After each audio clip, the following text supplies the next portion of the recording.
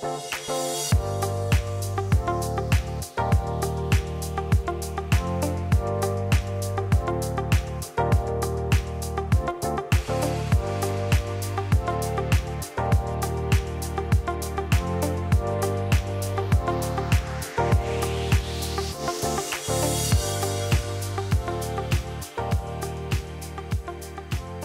there, Hilary here for Waterlogged on behalf of SaltwaterAquarium.com. It's been a while since I've done an update on my Red Sea tank, and since it's been about 6 months, I figured I would give you a 6-month update. I'm going to talk in this video about some of the fish that I've added, the corals that I've added, the invertebrates that I've put in here. I'm also going to discuss some of the issues that I've had with the tank, things that have come about because of those issues, and of course how I've dealt with them.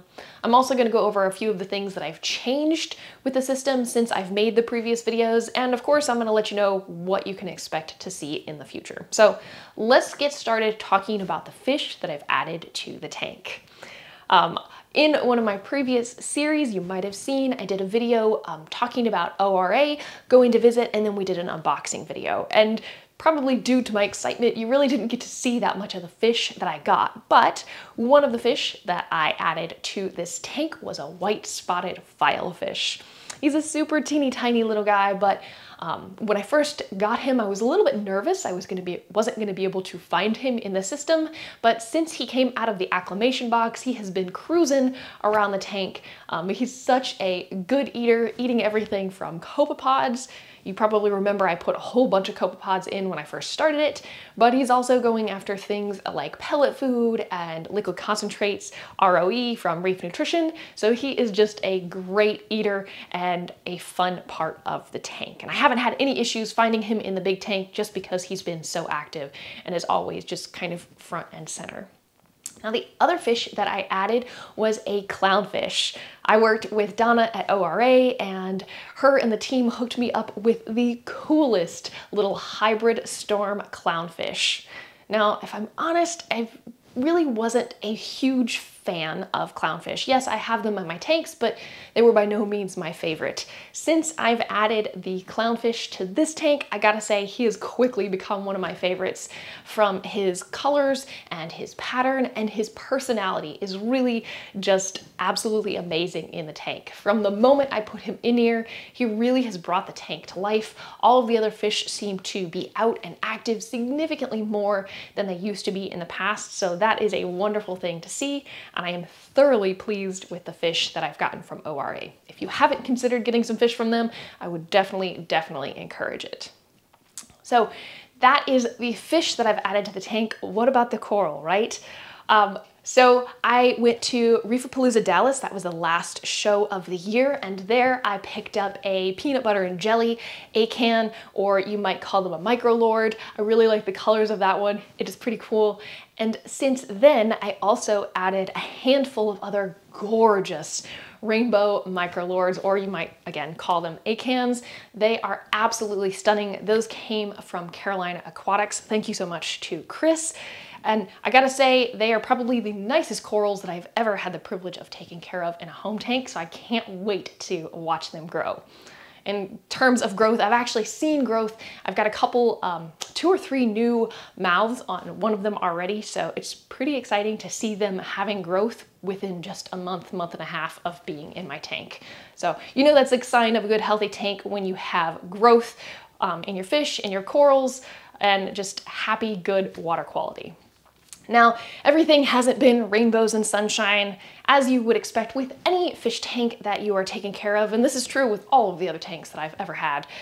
At some point you go through the uglies, and with the cycling Red Sea method, it did go through a very short, quick phase of the uglies, and it came and gone very early on. However, earlier this fall, I actually dealt with a case of dinos, to the point that my tank was very cloudy a lot of the time. In the mornings, first thing before the lights came on, it would look gorgeous. The sand bed was white, and it looked such a pretty tank. But as the day would progress, there would get to be bits of brown algae, stringy stuff with bubbles kind of coming up off the rockwork and the sand bed, and it was just not an attractive thing. Every time I would try and do a water change, I would cause a bacterial bloom that would cloud up the water. And so for a while, I was actually afraid to do anything at all at the risk of causing harm to the fish that were in the tank.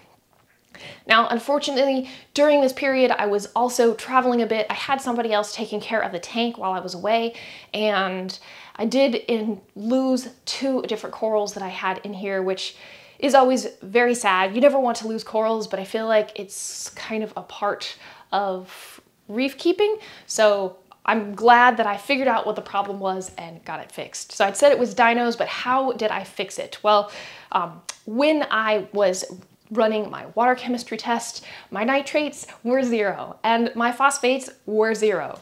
In the past, I tend to be a very heavy-handed feeder, but that wasn't the case for this tank. So combined the light feeding that I was doing with the really very efficient filtration that is on this Red Sea tank, and I was having some issues. So pretty easy solution. I started feeding the tank more a couple of times a day, a couple of times a day, and I got things back in line. I was prepared to do a treatment. Dr. Tim's Aquatics has a dinoflagellates cyano recipe card that is a blackout period in addition to some liquids.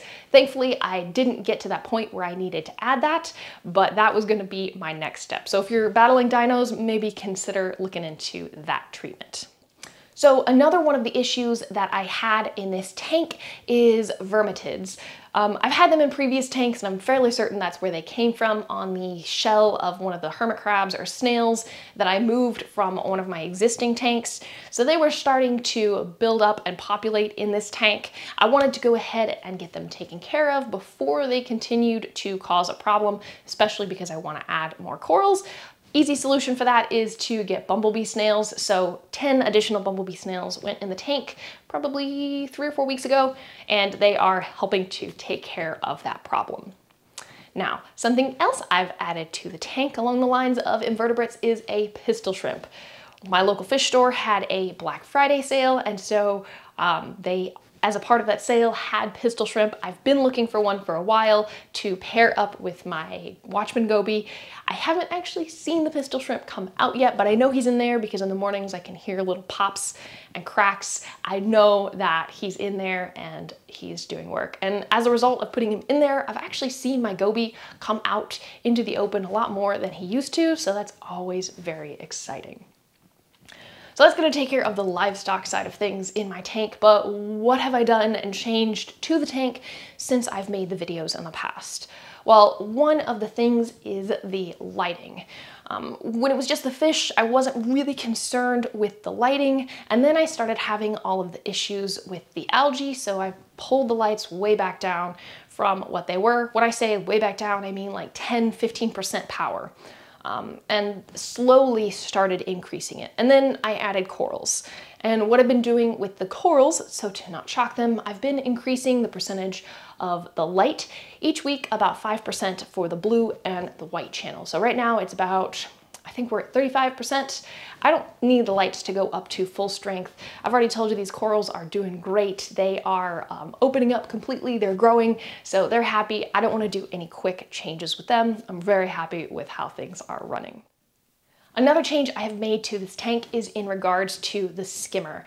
Now, in the previous video about the skimmer, I told you I took out that little PVC riser that I had made for the protein skimmer, but even after setting it up on the automated system, I was still having issues getting it dialed in. So I went ahead and put that little riser back in the tank. Haven't had any issues since, and it has been running super smooth. So if you have any issues with skimmers, maybe consider raising it up just a little bit in the water column. I bet that will solve a lot of your problems.